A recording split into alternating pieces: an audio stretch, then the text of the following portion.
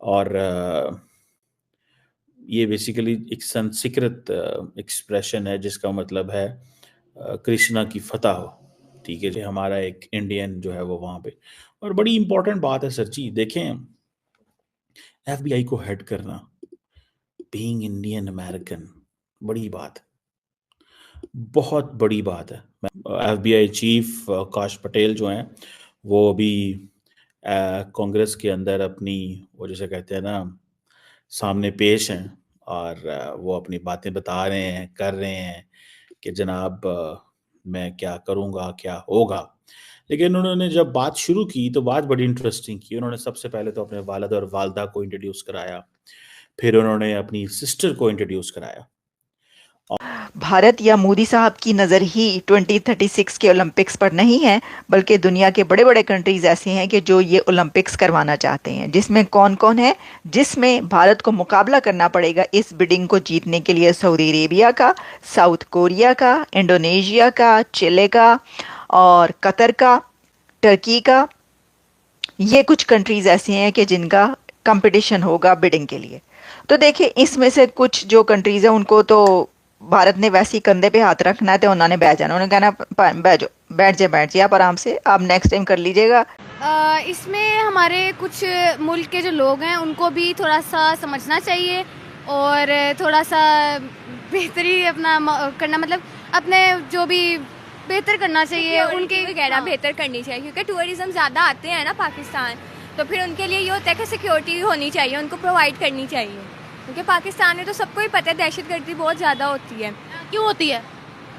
हमारे लोग नहीं ठीक, हमारे लोग नहीं ठीक, इसीलिए। जय हिंद दोस्तों, जैसा कि आप सभी को पता है कि अमेरिका में नई गवर्नमेंट आने के बाद डोनाल्ड ट्रंप ने तकरीबन 7 से 8 भारतीयों को मिनिस्टर बनाया है और वो बड़े बड़े ओहदों पर बैठे हुए हैं। इनमें सबसे बड़ा ओहदा है काश पटेल। जी हाँ दोस्तों, काश पटेल एफबीआई के अध्यक्ष हैं और एफबीआई के काम को सभी दुनिया जानती है कि कितना इम्पोर्टेंट काम है। अब जब काश पटेल ने अपनी फैमिली का इंट्रोडक्शन कराते हुए जय श्री राम बोला तो पाकिस्तानियों को मिर्ची लग गई और इसी बात को लेकर उन्होंने काफ़ी बातें सुनाई। कहते हैं कि जय श्री राम बोलना भारतीयों के लिए ही उसने सुनाया है, जबकि ये तो अपने इष्ट देवता का नाम लिया जाता है। जबकि पाकिस्तानी हर बात में इंशा अल्लाह बोलते हैं, तो भारतीय जय श्री राम या जय श्री कृष्णा नहीं बोल सकते क्या? इसी बात को लेकर पाकिस्तानी मीडिया में खूब हो हल्ला मच रहा है कि काश पटेल ने भारतीयों को बता दिया कि वो उनके ही है। दरअसल पाक मीडिया की ये सोच छोटी है, इससे कुछ नहीं होता, क्योंकि जय श्री कृष्णा तो हमारे धर्म में बसा हुआ है, हमारे हर कर्म में बसता है। इस बात से भला क्या फ़र्क पड़ सकता है कोई अपने इष्ट देवता को पुकारे। लेकिन ये पाकिस्तान है और इसमें हंगामा होना ज़रूरी है। यहाँ की मीडिया इस बात का भी जिक्र कर रही है कि काश पटेल ने कैसे अपनी फैमिली का परिचय करवाया और साथ ही साथ जय श्री कृष्णा का नारा भी लगाया। दरअसल कृष्णा हो या राम, भारत के हर मनुष्य के हृदय में बसते हैं। भले ही वो अमेरिका में पैदा हुआ हो, लेकिन आखिरकार है तो हिंदू ही। इसी बात को पाकिस्तानी मीडिया नहीं समझ पा रहा और काश पटेल का नाम लेकर कह रहा है कि उसने जय श्री कृष्णा बोला, जबकि डोनाल्ड ट्रंप इस बंदे पर सबसे ज़्यादा विश्वास करते हैं। दरअसल काश पटेल ने डोनाल्ड ट्रंप के इलेक्शन में भी खूब कैंपेनिंग की और सारी अमेरिका में घूमे और इससे पहले भी ट्रंप के साथ उनका रिश्ता बहुत अनोखा रहा है। ट्रंप भी जानते हैं कि काश पटेल जैसे युवा जो पढ़े लिखे हैं और भारतीय संस्कृति को मानते हैं, उनकी अमेरिका को ज़रूरत है। इसीलिए काश पटेल को भी सबसे इम्पोर्टेंट ओहदा देकर नवाजा गया है। बाकी भारतीय भी बड़े बड़े ओहदों पर तैनात किए गए हैं। इसी बात को लेकर पाक मीडिया में जलन और कोष्ठा की भावना देखी जाती है। दरअसल पाक को तो अमेरिका ने बिल्कुल नकार दिया है, जबकि भारतीयों को आगे लाकर अपनी सरकार में भी डोनाल्ड ट्रंप ने शामिल किया है और 8 से 10 मिनिस्टर बनाए हैं जो कि बड़े बड़े ओहदों पर है। खासकर अगर पटेल की बात करें तो वो एफबीआई के अध्यक्ष बने हैं, जो कि अपने आप में एक बहुत बड़ी बात है। दरअसल उनका नाम चल रहा था सीआईए के अध्यक्ष के तौर पर, लेकिन उनको एफबीआई देकर तकरीबन अमेरिका के सारे मामले उनको दे दिए गए हैं और ये काम पहली बार कोई भारतीय कर रहा है तो उसका नाम होना भी ज़रूरी है।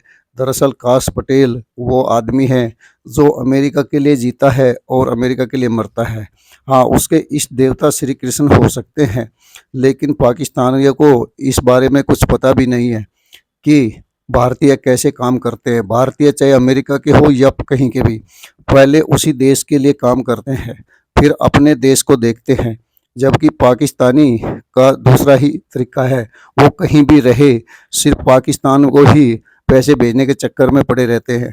जबकि अमेरिका में ऐसे भारतीयों की कोई कमी नहीं, जो वहीं पर पैदा हुए हैं और वहीं पर रहे और वहीं पर बड़े हुए हैं, वहीं पले पड़े और पढ़कर आज इतने ऊंचे ओहदों पर पहुंचे हैं। काश पटेल सिर्फ एक उदाहरण है, इससे पहले भी अमेरिका में ऊंचे ऊंचे पदों पर भारतीय रहे हैं और आगे आने वाला समय भारतीयों के लिए और भी उज्जवल होने जा रहा है। इस बात में सारी दुनिया में किसी को भी शक नहीं है। शक है तो सिर्फ पाकिस्तानियों को। पाकिस्तानियों को लगता है कि उनको अमेरिका से बिल्कुल काट दिया गया है, जबकि पाकिस्तानियों को ये नहीं दिखता कि इंडियनों ने कैसे वहाँ पे मेहनत की है। भारतीयों के बगैर वहाँ की आईटी कंपनी भी नहीं चलने वाली और किसी किस्म का उद्योग भी नहीं पनप सकता। इसी बात को लेकर डोनाल्ड ट्रंप हो या ओबामा, वो भारतीयों को आगे लाते रहे हैं और ये क्रम चलता ही रहेगा। इससे पहले आपने देखा होगा कि कैसे उपराष्ट्रपति भी भारतीय ही था पिछली गवर्नमेंट में। अब नरेंद्र मोदी के ऊपर ये सब दारोमदार है कि वो अमेरिका जाकर क्या बातें करते हैं।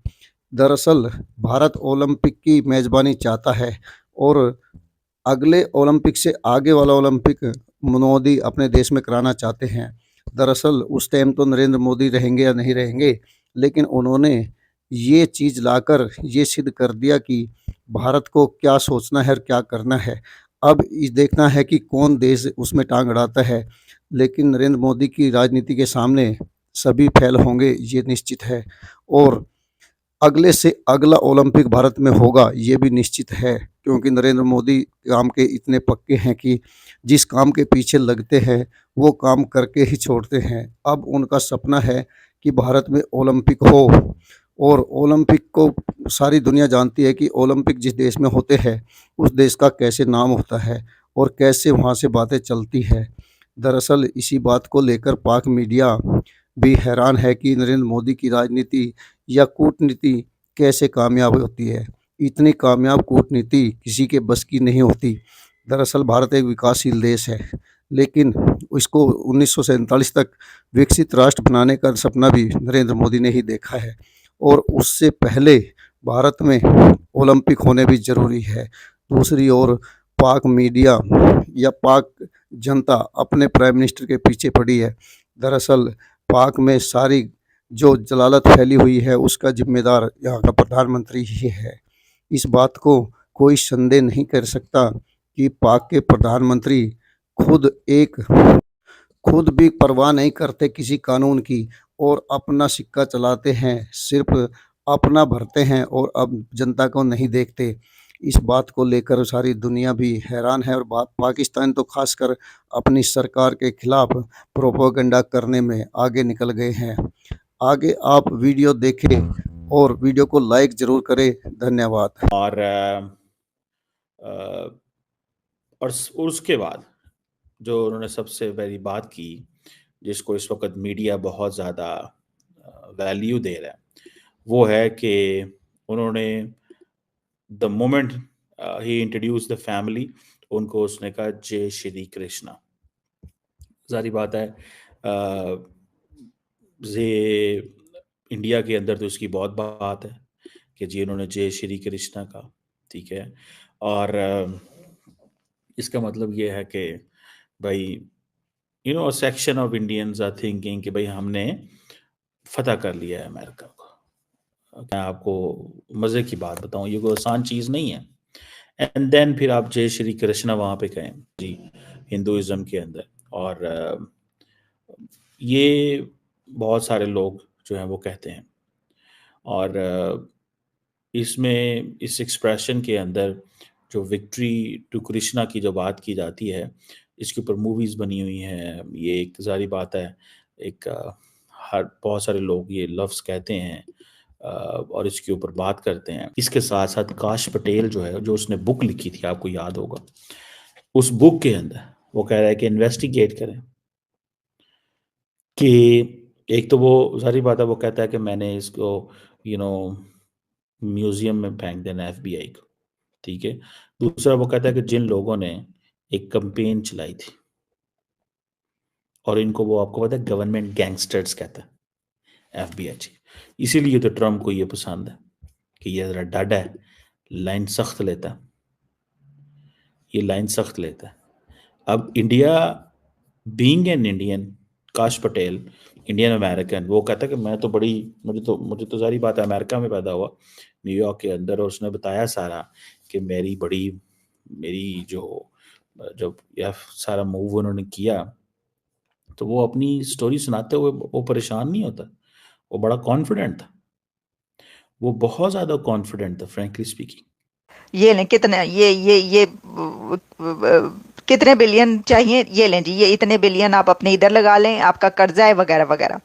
इसकी वजह ये कि इंडोनेशिया के तो प्राइम मिनिस्टर ने, सॉरी, इंडोनेशिया के प्रेसिडेंट ने तो वैसे ही कह दिया कि उनका तो डीएनए इंडियन है।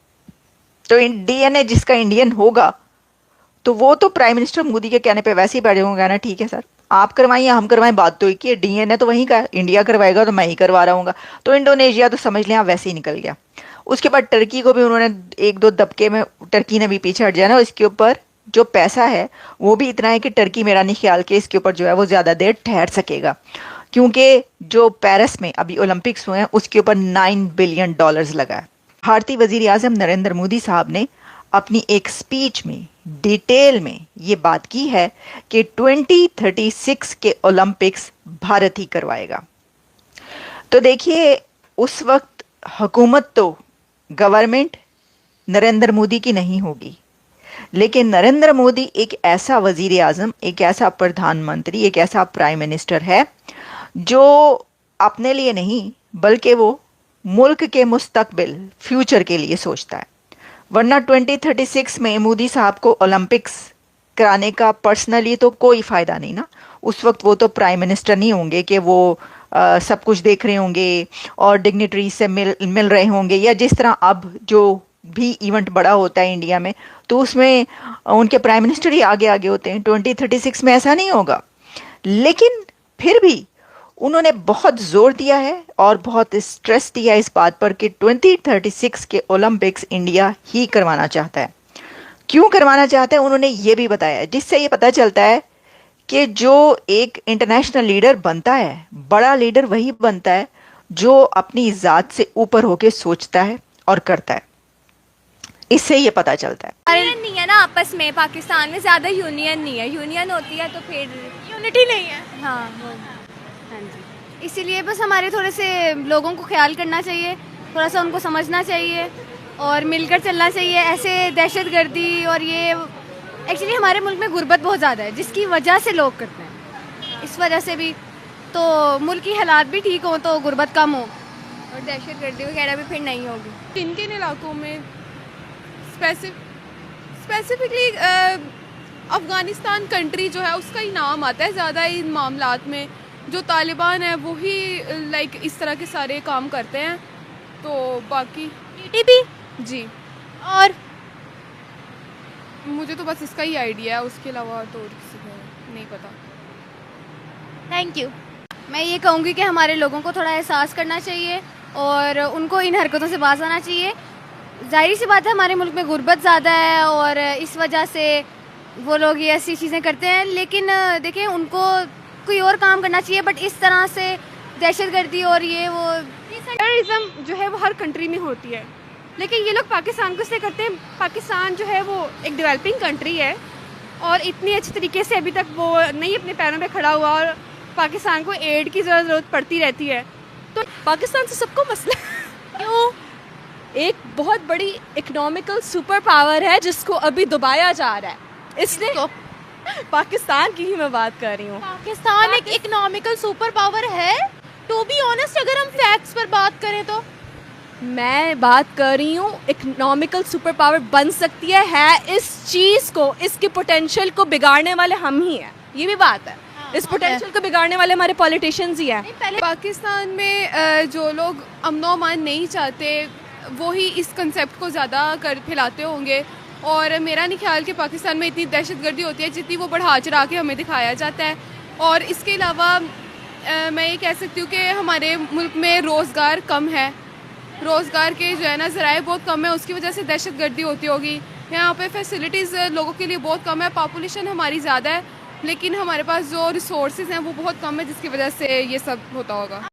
आपने सुना काश पटेल के बारे में, कैसे वो राष्ट्रपति डोनाल्ड ट्रंप के इतने नज़दीक है। दरअसल इनका कारण ये है कि काश पटेल जैसे युवाओं ने ही डोनाल्ड ट्रंप के लिए ज़बरदस्त कैंपेनिंग की और वो बहुत क्लोज रहे डोनाल्ड ट्रंप के। डोनाल्ड ट्रंप भी ऐसे ही भारतीयों को चाहते हैं जो क्रांति का रूप हो। दरअसल पटेल हो या कोई अन्य भारतीय, वो सब अमेरिका में ही पैदा हुए हैं और अमेरिका के हर कण कण को जानते हैं और अमेरिका ने क्या करना है क्या नहीं इसके बारे में भी जानते हैं, इसलिए वो इतने कामयाब भी दिखते हैं। इन्होंने कैंपेनिंग पहले भी की थी, इस बार ज़बरदस्त कैंपेनिंग की और डोनाल्ड ट्रंप को दोबारा सत्ता में ले आए। इसका बड़ा इनाम उन्हें मिला FBI का गवर्नर बनकर।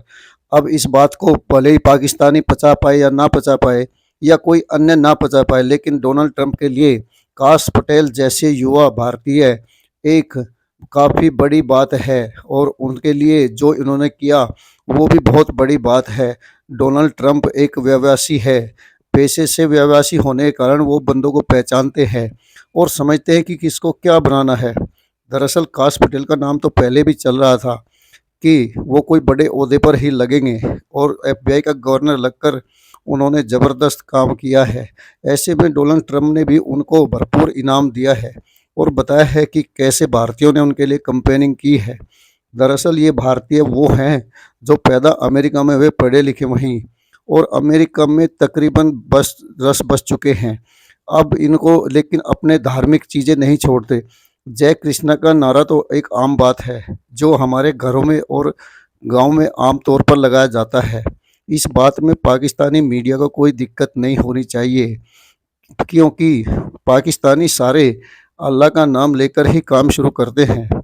ऐसे ही भारत में भी जय श्री राम का नारा एक आम भावना है जिसको जय श्री राम या जय श्री कृष्ण बोलकर ही काम की शुरुआत की जाती है। इसमें पाकिस्तान को हैरान और परेशान होने की ज़रूरत नहीं है क्योंकि हर कोई अपनी संस्कृति और साम्राज्य को आगे ले जाना चाहता है। इसी का उदाहरण है काश पटेल भी। काश पटेल भले ही अमेरिका में मंत्री बने हो लेकिन है तो वे भारतीय ही, इसी बात को उन्होंने कहा है। आगे प्रधानमंत्री मोदी जिस तरह अपनी कैंपेनिंग कर रहे हैं ओलंपिक्स को भारत में लाने के लिए, वो जल्दी ही कामयाब होती भी दिखेगी। छोटे छोटे देश भी इसमें लगे हुए हैं, खाड़ी देश वगैरह, लेकिन जब भारत की कैंपेनिंग की बात आएगी तो वो अपने आप साइड हो जाएंगे। इस बात को भी मीडिया, पाकिस्तानी मीडिया दर्शा रहा है। दरअसल भारत वो कंट्री है जिसमें ओलंपिक पहले ही हो जाने चाहिए थे लेकिन नहीं हुआ। लेकिन इस बार PM मोदी की जो कैंपेनिंग है वो कहीं ना कहीं कामयाब होकर रहेगी। दरअसल आने वाला समय भारत के लिए स्वर्णिम होगा, ये बात PM मोदी कह चुके हैं और 2047 में भारत को विकसित राष्ट्र बनाने का बता चुके हैं और उसकी राह दिखा चुके हैं। वीडियो को लाइक व शेयर करने के लिए आप सभी का धन्यवाद। जय हिंद, जय भारत।